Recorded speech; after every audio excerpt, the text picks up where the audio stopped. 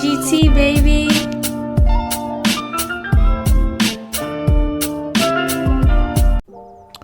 What's cracking, y'all? It's your boy Junior Mafia coming back to you with another video. So I want to talk about the news I heard earlier, and that was WWE making a deal with ESPN to have their PLEs exclusively on ESPN, starting 2026 and for the preceding future and all that. And I definitely want to look at the article that's been put out on ESPN regarding all this stuff, and then give my personal take afterwards and all that. So let me go ahead and switch my screen over. And this is the article from ESPN, and it says WrestleMania will be part of ESPN's new direct-to-consumer streaming service starting in 2026, thanks to an agreement between World Wrestling Entertainment and ESPN.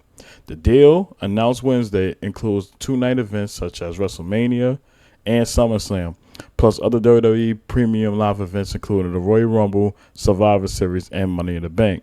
WWE will produce the events for ESPN platforms, which will serve as their exclusive U.S. domestic home. WWE has an immense, devoted, and passionate fan base that we're excited to super serve on our new ESPN DTC platform. ESPN chairman Jimmy Pitaro said this agreement, which features the most significant WWE events of the year, bolsters our unprecedented content portfolio and helps drive our streaming future. Then you see WWE on their X account pretty much announcing things. And this has also included an opportunity for ESPN to stream WWE pre- and post-event shows for all premium live events. We are proud to reinforce the E in ESPN as such an exciting juncture in its direct-to-consumer journey. Mark Shapiro, the president, chief operating officer of TKO, said in a statement, WWE premium live events are renowned for exactly the type of rich storytelling, incredible feats of athleticism, and can't miss cultural tentpole experience that have become synonymous with ESPN. All these big words, figured. Through our UFC relationship, we have experienced firsthand how transformational an ESPN presence can be. We know that this will be an exceptional partnership at a time of great innovation for both companies. ESPN will launch a streaming service on August 21st with a $29.99 per month price point and will keep the linear network's name ESPN. The direct-to-consumer service will allow users to get all 7 of ESPN's domestic linear networks in addition to ESPN on ABC and several other streaming options. The WWE events previously streamed on Peacock in 2025. Okay. So here's my personal opinion of all of this right now. I don't like it. I don't like it whatsoever because you can tell their deal with Peacock is completely done at this point. And they just routing out whatever months they have remaining until they transition over to ESPN. But here's the reason why it doesn't sit right with me. For one, the $29.99, that's a big issue right now.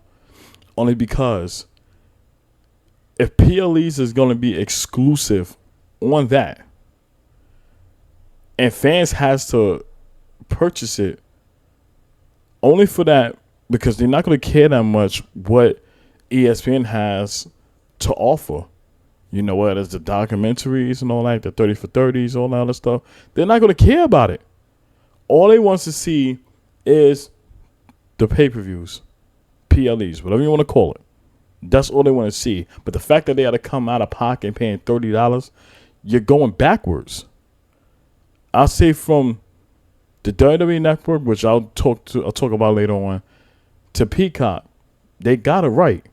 See, at least with Peacock, we hated the ads and all that stuff and all, but they gave you options on the standard subscription and a premium one.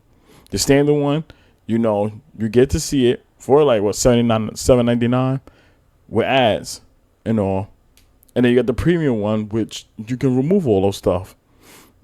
And you pretty much got access to everything that people will watch.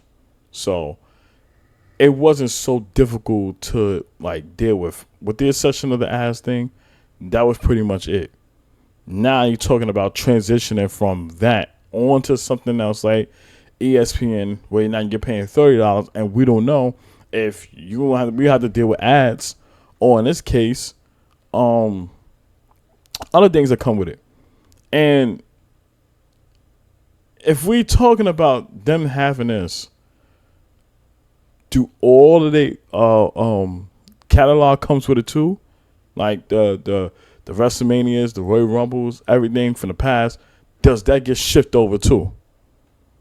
These are the things that has to be talked about, because just only announcing that you're going to have PLEs and all that too, if people want to watch some of the classic WrestleManias, Royal Rumbles, all those other things, how are they going to get access to it? So I feel like there's more that needs to be talked about in regards of all of this going down. So that's what's problematic to me. Another thing that I'm going to add too, look how much stuff that comes into this when you have to come out of pocket. For one, for Monday Night Raw, you got to have Netflix. And for SmackDown, if you want to see it, you either got to have YouTube TV, or you got to have a local cable, that has that installed already, so you have to worry about that. Then now talking about PLEs now, coming up in 2026, you're going to be paying $30 now to watch that. So really adding all that stuff, it's a lot. It really is. And it's just, it becomes money hungry. Like, I think TKO, like, they just have this greed of money and not caring about your own, like, consumers and all that too. Like, the real diehard wrestling fans that really enjoyed the product for what it is and want to watch it the best way they could. But now the fact that they got to come out of pocket even more now just to enjoy it, I think that's where, it becomes, what's the word I'm looking for? Highway robbery. That's the best way I could put it. Because, this is what I would bring up with the WWE Network. Even for us, we didn't like it that much. That $9.99 a month was worth it. And you had access to everything. Every pay-per-view, every Raw, every SmackDown, other things that was part of it too. Like, you had everything under the sun. Even though they didn't like put Raw, SmackDown on it, the live shows on it, and you had to pretty much wait a week for them to put the most updated show on it, you still had access to it regardless, minus ads at that. I feel like we had the best of both worlds when we had the WWE Network. And once that pretty much went away, it was pretty much a clusterfuck at that point. So I think for me, it was just a downfall now. And I feel like this is just TKO's greed of money and looking to, make us come out of pocket a whole lot more, for this, which should never be the case whatsoever.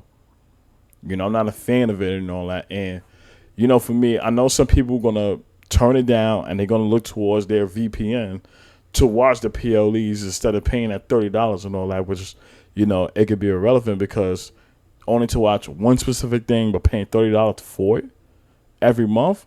Nobody want to do that stuff. Nobody don't. And like I said, this is when the VPN thing come into fruition. So they're going to look towards that direction and save them some money to enjoy those pay-per-views.